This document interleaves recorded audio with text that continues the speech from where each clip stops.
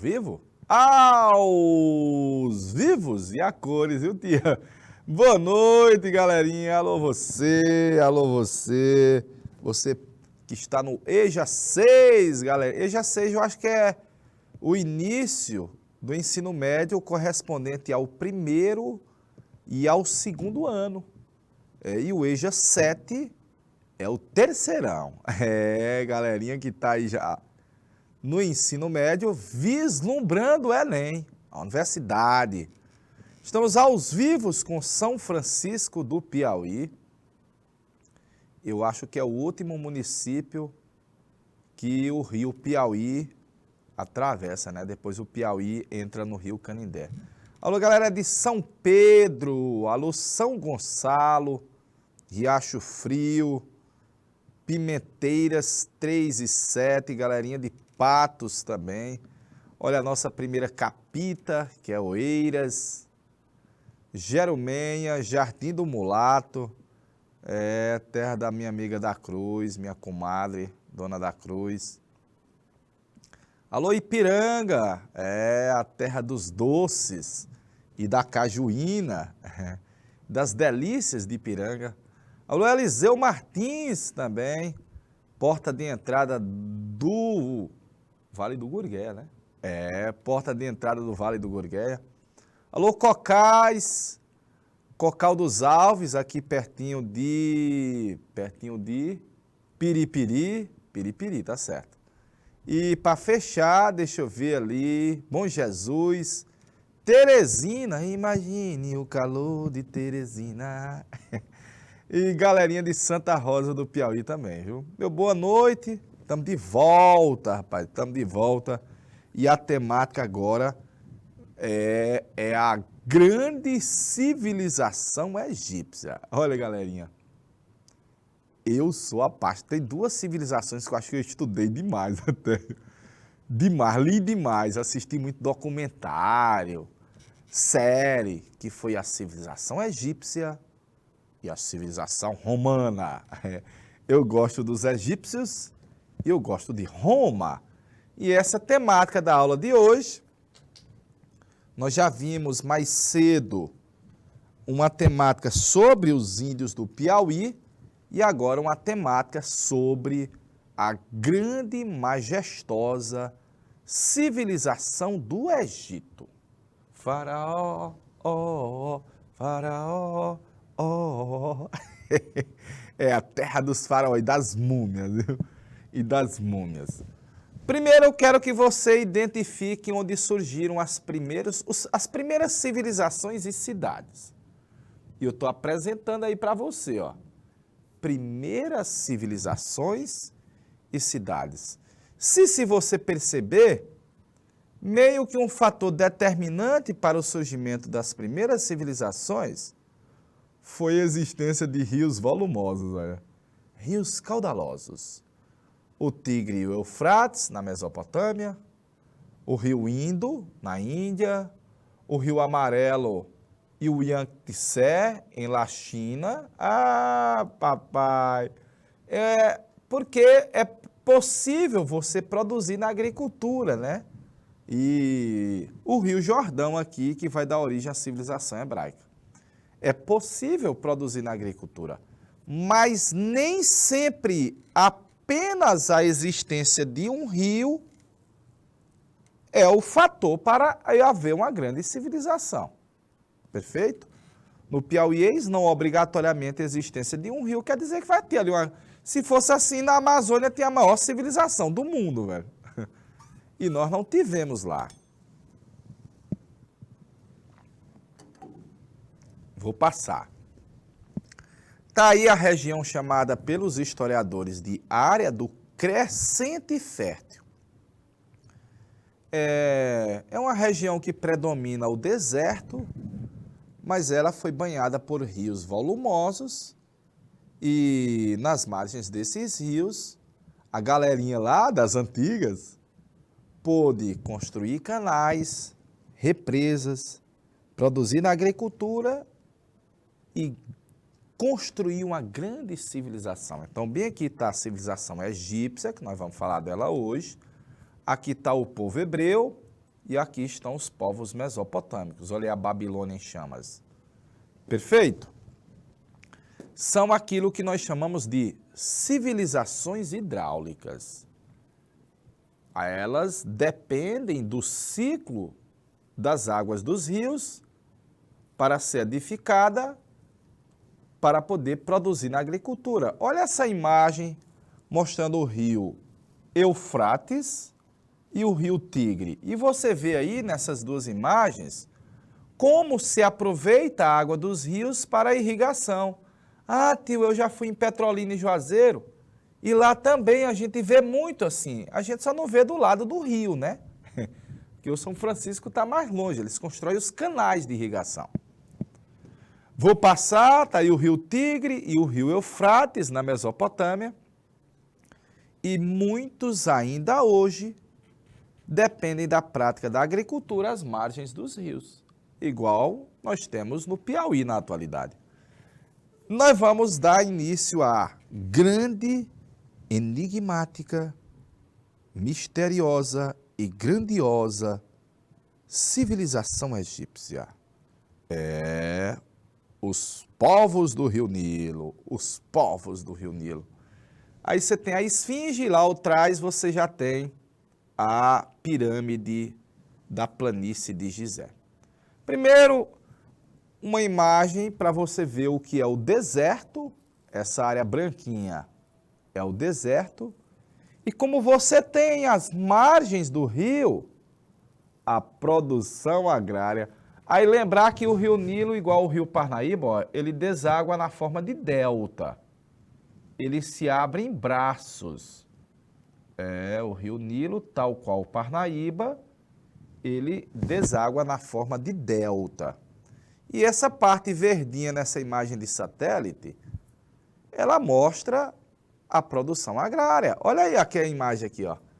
A imagem, aqui é a produção agrícola, galerinha. Olha os canais aí, ó. Olha os canais aí, ó. Massa, velho, massa. Show, não é não? Ou seja, se não tivesse o rio, seria só deserto. Mas se não tivesse o ser humano intervindo no rio, não produzia nada, não produzia nada, beleza? Está aí, na atualidade, duas fotografias do Egito, mostrando eles na produção agrícola. Veja que ali tem um canal de irrigação, ó. O canal lá na frente também, bacaninha. A pesca e várias utilidades que o rio permitem para a sobrevivência do homem. Bacana? Mais imagens do Egito. O Alto Egito era governado por um rei com a coroa branca e o Baixo Egito era coroado por um rei da coroa vermelha. Vai ter um ninja que vai juntar tudo. E ele vai dar o título de Faraó. Faraó, Faraó, Vou passar. Olha aí a atualidade. Será que o Egito foi um presente do Rio Nilo? Aqui foi um historiador grego que disse isso, ó. E eu estou perguntando a você, será que o Egito foi uma dádiva, um presente do Rio Nilo? Pergunta. É uma indagação? Será que a civilização egípcia, será que se a civilização egípcia nasceu como sendo um presente do Rio Nilo? Sem o Nilo, não haveria a grande civilização. Mas sem o trabalho humano, olha aí, ó, pesca, atividade, sem o trabalho humano, meu amigo, nada.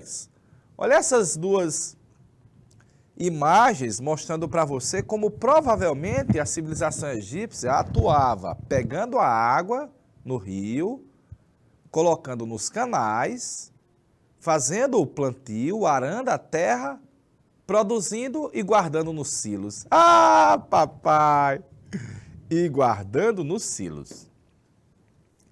E esse hieróglifos, ele mostra para você desde o plantio, a colheita e o transporte e o pagamento dos tributos, olha. Pagamento dos tributos ao fiscal, né? Esse cara aí é um escriba. Ele fica anotando o que a galerinha está pagando de imposto. Se você percebeu, a civilização egípcia tem a cor, a tez, a maioria deles, escura. Oxe, tio, mas eu assisti um filme e eles colocavam os egípcios como se fossem brancos. É um filme hollywoodiano. É um filme norte-americano. Não que não houvesse, não existissem brancos no Egito, mas predominavam a população de cabelos crespos, de tez escura. Meu amigo, num solo escaldante daquele dali, não tem como não, brother. Não tem como.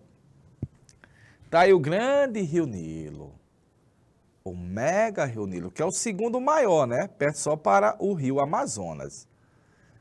Teresina. Teresina é uma Mesopotâmia. Aqui é o Rio Parnaíba, aqui é o Rio Poti. Ah, aqui é o chamado Encontro das Águas. É o Poti Velho. Vamos pensar um pouco? A capital do Piauí é banhada por dois rios perenes e volumosos. O Parnaíba de um lado, o Poti do outro.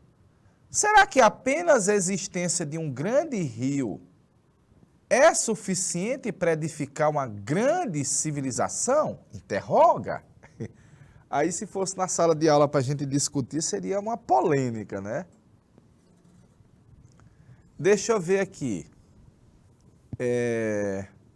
Eu acho que praticamente todos os polos, todas as cidades que estão logados aqui, de uma forma ou de outra, ou nasceu próximo a um rio, um riacho, uma lagoa ou uma fazenda de gado.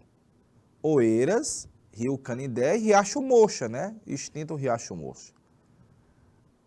Ipiranga, eu acho que é a mesma coisa, e praticamente quase que todas as cidades do Piauí surgiram próximos ao rio, ou a uma lagoa, ou a um riacho, ou uma fazenda de gado.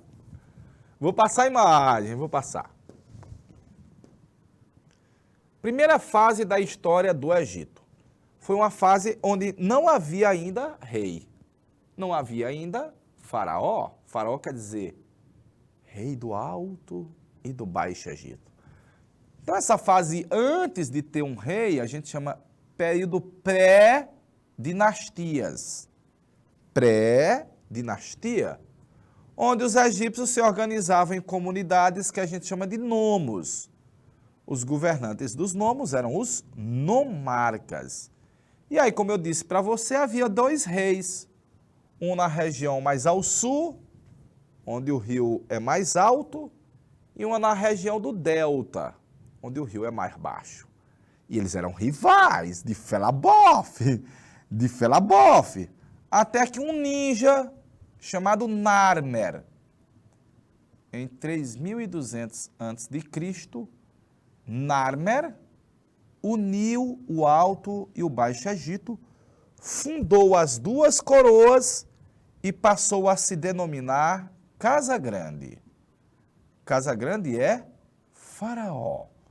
Faraó, o rei do Alto e do Baixo Egito. E a partir de agora, quem vai organizar as obras de irrigação, a intervenção no rio, construir represas, canais, organizar a sociedade, cobrar os impostos, é o faraó, é o rei, né? É o rei. De boa? Então tá aí o cenário de como nasceu a civilização egípcia em torno do chamado Rio Nilo e com a centralização do poder aí nas mãos do grande rei, que você vai ver já é visto como um deus, rapaz. Deixa um minuto a tela aí para eu botar R$1 de água aqui, brother, por favor.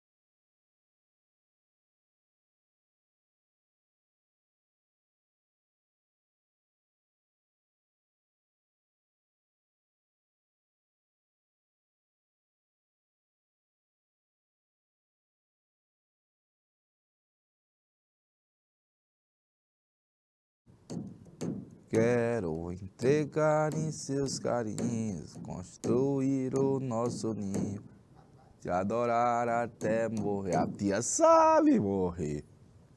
Vem, morena, vem, vem. Amado Batista mesmo. Cantiga boa, viu? Das antigas, viu? Eita, povo! Amado Batista já fez muita gente chorar. Era a sofrência de 30 anos atrás. Era a sofrência de 30 anos atrás. Eita, mas nega chorou com a Amado Batista, viu? É o dor de corno, viu? Eita, galerinha. Vou passar aqui, ó, porque a figura mais importante no Egito é o faraó. Faraó, ó, faraó, ó. Deuses, entidades divinas do universo, predominante, um esquema mitológico, a emersão do espírito original, soltará o ela em outro pródigo, a imersão, nem o Diri sabe como aconteceu, a imersão, nem o Diri sabe como aconteceu. Eita, essa cantiga é antiga, viu? Galerinha, quem é o faraó? Quem é o faraó? Coloquei a estátua aqui de um dos faraós do Egito. Ele é o rei soberano todo-poderoso. Mas além de ser rei, ele é um rei vivo, um Deus vivo. Então, quando você pegar a questão, às vezes a questão vai dizer bem assim, ó. No Egito havia um poder teocrático. Theos é Deus e Kratos é governo ou poder. No piauiês, o faraó era uma entidade política, militar, civil, social, mas antes de qualquer coisa, ele é divino, velho. Ele é um Deus vivo, você cultua, você quer pegar nas vestes dele, tocar nele. Ah, quem me dera chegar perto do Deus vivo. O faraó. Acreditavam? Sim, ele era objeto de culto sagrado em vida e na morte. E aí, claro, uma figura dessa tem autoridade máxima, com todos os poderes, como eu lhe citei agora há pouco. Então, quem está lá no topo da estrutura sócio era o faraó e sua família. Era o poderoso faraó. Monra o de vida eterna. Quando eu era moleque, assistia Thundercats, viu? E nos Thundercats tem um Lion. E o inimigo do Lion é a Monra. Monra é a junção do deus Amon, que era o deus da cidade de Tebas, com Ra, the sun, o sol. O sol. É. E na realidade o faraó era filho de Amon-Ra e a encarnação do deus Horus, o deus falcão. Então quase sempre você vê a figura de um falcão nas vestes do faraó. Por isso eu estou lhe dizendo que na questão vai chamar de uma monarquia. Mono é um, garquia é poder. Quando você tem um no poder e o poder passa de forma hereditária, olha aí, ó, hereditária, você vai dizer que é uma monarquia. E você já viu que o rei é considerado um deus. O rei é considerado uma divindade viva na terra. Vai questionar o faraó. Tu é doido, velho. Eu vou amar o faraó. Adular o faraó. Olha aí as estátuas do faraó Ramsés II. Eu gosto muito do faraó Ramsés. Ramsés foi um faraó do Egito, Ramsés, da época do meu amigo Moisés, viu? Ramsés II. E o Ramsés governou 92 anos, viveu até os 92 anos e teve 117 filhos. Ah, papai! Com várias rainhas, várias esposas. Perfeito? Passando, olha aí, meu amigo Rei Tut, olha a riqueza, olha o Fausto. Tutankhamon, Akhenaton, Tutankhamon, Akhenaton, eu falei faraó, ê faraó, ê faraó, ê maravilha, Egito, Egito, Egito, Egito, as bandas baianas antigamente contavam as cantigas dela com letra de história, viu? Daí a grande imagem do meu amigo faraó Tutankhamon, aí ao centro Akhenaton, que é o pai de Tutankhamon, o faraó Akhenaton. Tutmoses III, o rei guerreiro, a rainha, faraó, Hatshepsut, e aí as famosas pirâmides com a esfinge em frente à pirâmide na planície de Gizé. De boa? É esse Egito misterioso, grandioso, monumental, que perpetuou pela história e deixou seus mistérios. Durante um certo período, que a gente chama de Antigo Império, depois que o Menes uniu o país, os faraós da quarta dinastia vão construir as famosas pirâmides, aquelas que você viu agora há pouco. Os faraós da quarta dinastia construíram as pirâmides da planície de Gizé. Essa daqui construída pelo pai, Quéops, a do meio pelo filho Quéfren e a última pelo neto Miquerinos. São os chamados as chamadas pirâmides da planície de Gizé. Tio, são quantas pirâmides ao todo na civilização egípcia? Mais de 100. Mais de 100 pirâmides. Passando a pirâmide de Gizé, nas pirâmides de Gizé, a pirâmide de Quéops, que é o pai, viu? Quéfren é o filho. A pirâmide de Quéops é essa daqui, Tio, mas essa do meio parece que é mais maior. Não. Na verdade, ela foi construída numa região mais elevada para criar uma ilusão de ótica como se ela fosse maior do que essa. Ela fica mais alta, mas pegando do cume até a base, a pirâmide de Quéops, que é o pai, ela tem quase 150 metros. Notadamente, é um prédio de 50 andares. Teresina, eu acho que o prédio mais alto tem 30. Ah, papai! Ou seja, nós não temos em Teresina um prédio da altura da grande pirâmide de Quéops. Belezinha? Só demorou 20 anos para terminar. Isso é nada, rapaz. Isso é nada.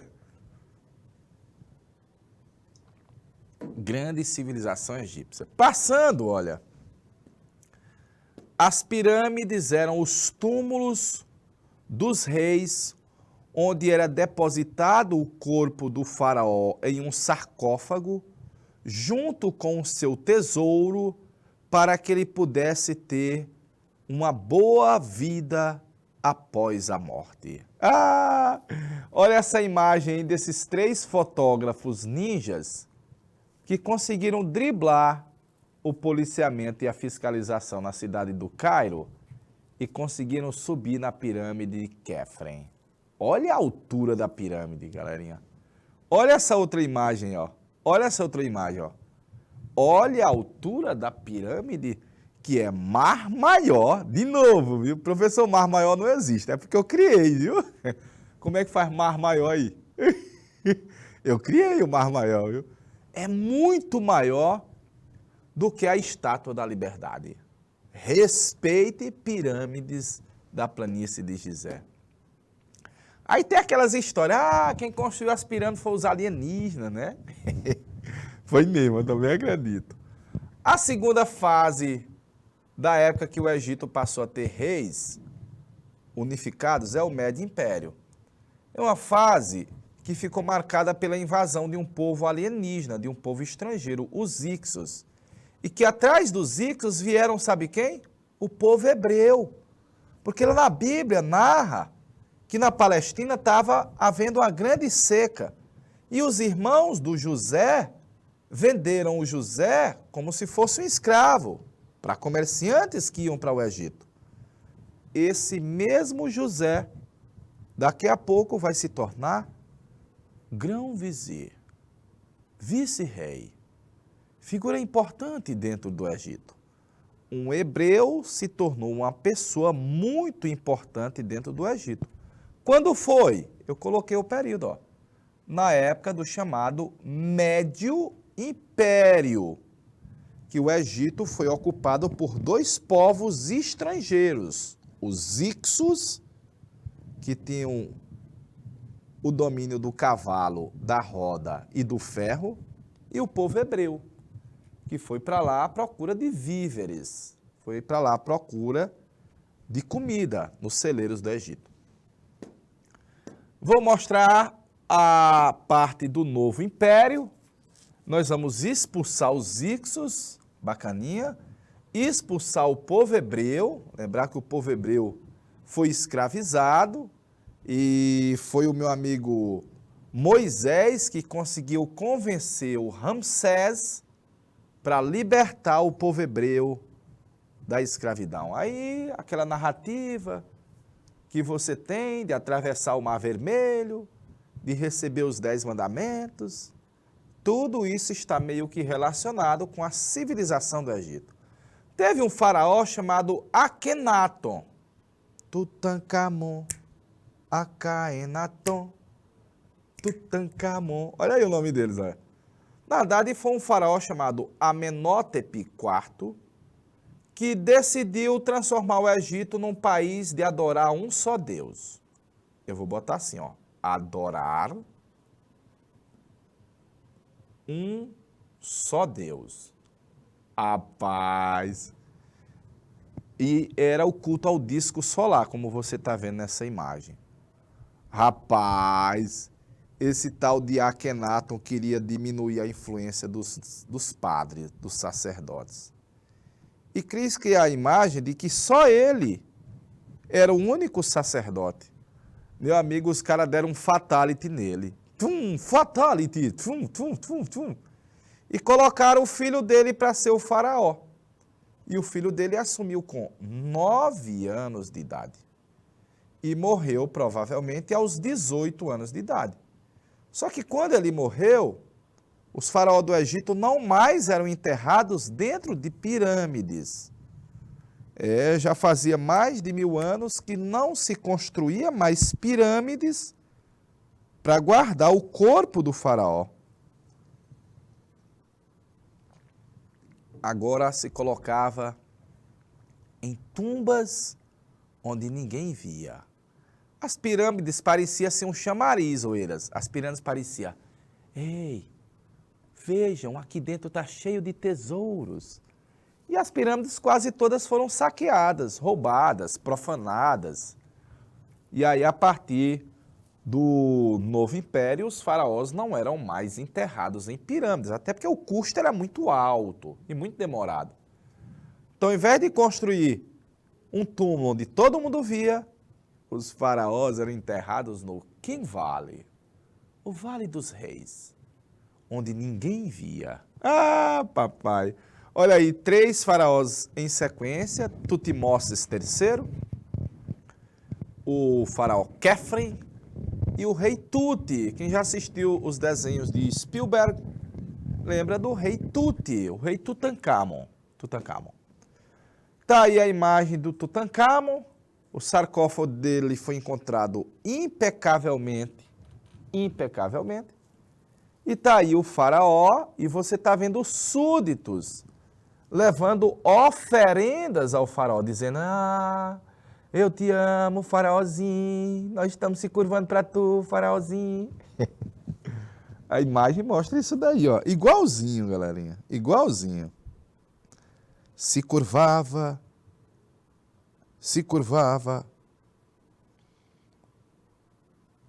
em torno do faraó, do Deus vivo. Vou passar a imagem. Os egípcios eram extremamente religiosos, a crença numa penca de deuses, Amon, deus principal da cidade de Tebas, Ra, que é o sol. Osíris era casado com Íris. Osíris era casado com Ísis. Tiveram um filho, o deus Horus, o deus falcão. Sete era irmão também de Ísis. E Sete se apaixonou pela irmã. Mas como ela já era casada, o Sete matou Osíris. E jogou os pedaços do Osíris no rio Nilo. Aí, rapaz, vai dar um fatality isso aí, viu? Então, alguns deuses egípcios têm forma, morfo, forma humana, o faraó. Outros vai ter forma animal, zoomorfo, forma. E outros serão mistos, bacaninha? Mas o que você vai ser mais cobrado sobre a religião do Egito é a crença que eles tinham na vida após a morte. Eles acreditavam que quando o caba morria,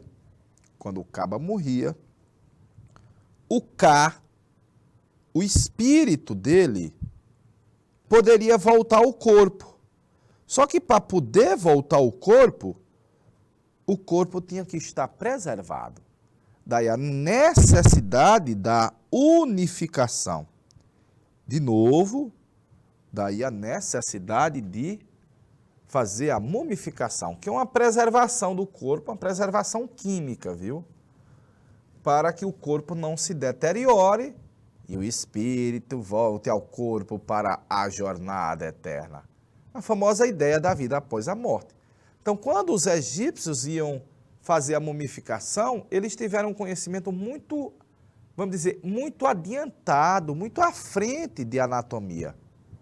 Caramba, os egípcios tinham um conhecimento de anatomia, sim, de medicina, faziam cirurgias no cérebro. Quando o caba quebrava um braço, eles sabiam curar. Os caras eram fantásticos. E de química, porque daqui a pouco eu vou mostrar a imagem de algumas múmias e você vai ver que elas estão quase como o caba foi enterrado naquela época. Quase como naquela época. Para fechar, aquele faraó chamado Amenófis IV, ou Amenótepe IV, que mudou o nome dele para Akhenaton, seguidor do deus Aton, é chamado na história de faraó herético, porque ele quis abandonar o politeísmo, vários, Deus, e ele quis impor o monoteísmo, um Deus. É chamado de faraó herético. Heresia é um desvio, galerinha. Heresia é um desvio. Heresia é um desvio de conduta. E o meu amigo Amenófis foi assassinado, né? Provavelmente por sacerdotes que temiam ficar sem poderes. Bacana? Vamos passar o slide sobre a parte da religião. Olha a múmia do meu amigo Ramsés. Ah, papai, eu já li uma biografia dele, viu? Ramsés II. Morreu aos 92 anos de idade. E nesse intervalo de tempo ele teve 117 filhos. Ah, papai! Veja que até as unhas é possível você identificar. Os cabelos, a pele e o nariz dele é adunco, aquele nariz que tem uma corcova, ao modelo dos povos semitas, dos judeus. Bacaninha? Vou passar mais. Aí são os deuses egípcios. Osíris era irmão e casado com Ísis. Tiveram um filho, Horus, o deus falcão. Sete é o mal. Ele é irmão de Ísis e de Osíris e foi o Sete que matou o deus Osíris. Jogou os pedacinhos dele no rio Nilo. Bacana? A mitologia egípcia, né? Vou passar mais. Tá aí o famoso tribunal de Osíris. Quando você morria, o deus Osíris estava do outro lado lhe esperando. Ia pegar de você o coração, ia pesar o coração e do outro lado uma pluma de ganso. Se o seu coração fosse leve, subisse, você teria uma boa jornada eterna, uma boa vida após a morte. Mas se você tivesse sido ruim em vida, se você tivesse desobedecido o faraó, sonegado pagar os tributos, o seu coração era pesado e você ia arder no fogo dos infernos. Olha a ideia deles, galerinha. Olha a ideia deles. Bacaninha. Na verdade, era uma medida já para criar um ambiente ético, moral, para que os indivíduos pudessem seguir as regras do Estado, né? Seguir o governo. Fechando, nós estamos fechando essa temática. Arte no Egito, a famosa lei da frontalidade. A maioria das imagens de pintura no Egito você vai ver cabeça, perna, peito e ventre de perfil. Deu para ver, ó? Visto de lado. Geralmente os olhos, os ombros e o umbigo são vistos de frente. Olha os ombros aí, ó. Olha os ombros de frente. Mas o rosto é de perfil. Os braços é de perfil. Deu para ver? É uma regra, é meio que uma regra. Que a galerinha que estuda arte chama de lei da frontalidade. E geralmente o personagem mais importante é representado em um tamanho maior do que os outros. Bacaninha? Show, né não? Estamos estudando arte também.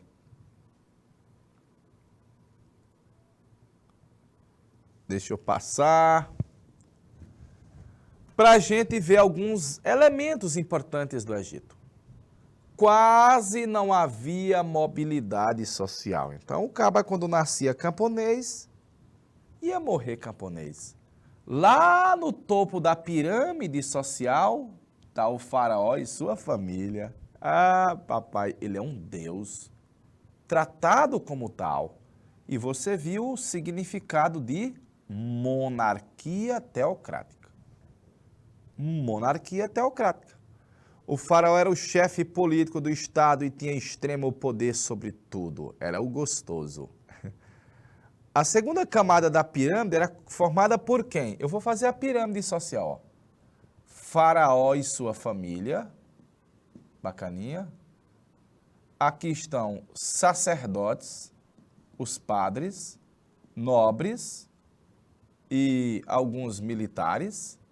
São eles que fazem o povo acreditar que o faraó é um deus. Ah! Aí eu coloquei aqui, ó, escribas, comerciantes, bacaninha. Por último, felá. Felá é camponês no Egito. Os felás. E lá embaixo, os escravos. Lembrar que o povo hebreu foi escravo no Egito por um tempo, né? O povo hebreu foi escravizado no Egito. A libertação foi com meu amigo Manassés, o nascido das águas Moisés. Para a gente fazer pelo menos uma questãozinha, né? Acho que dá tempo fazer uma questãozinha. Pelo menos number one.